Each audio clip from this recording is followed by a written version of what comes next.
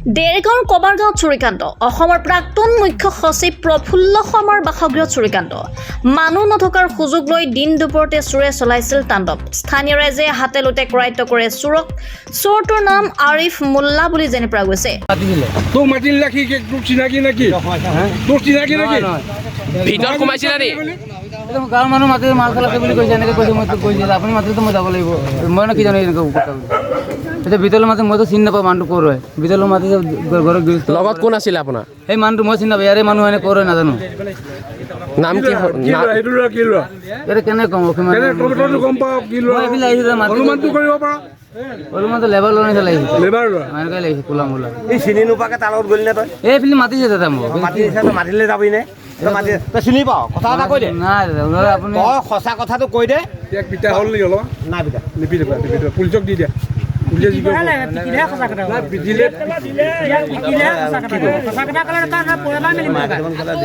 ঘটনাস্থলীত দেৰগাঁও আৰক্ষী লোক উপস্থিত হৈ চোৰটোক দেৰগাঁও আৰক্ষী থানালৈ লৈ যায় দেৰগাঁৱৰ পৰা অপূৰ্ব শৰ্মা ৰিপৰ্টাৰ লাইভ অসম মই আধা ঘণ্টা আগত হেৰিয়ালৈ গৈছোঁ ঘৰলৈ গৈছোঁ পিল খাবলৈ খাই পেলাই আৰু আহি পাইছোঁহে মানে কেনেকৈ কি হৈছিলে কেনেকৈ সোমাইছিলে কওকচোন পিছফালৰ হুক কিয়বা স্ক্ৰুৱে খুলিলে নে কেনেকৈ খুলিলে ক'ব নহয় পিছফালেদি সোমাইছিলে আৰু আপোনাৰ নাম মোৰ নাম গিৰীশ শৰ্মা ঠিক আছে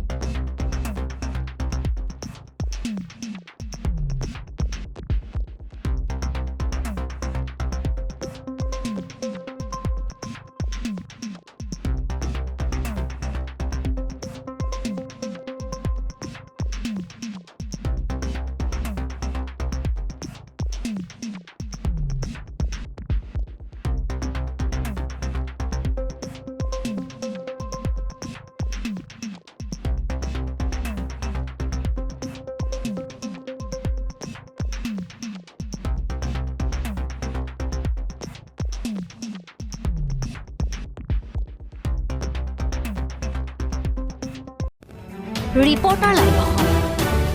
নিৰ্ভীক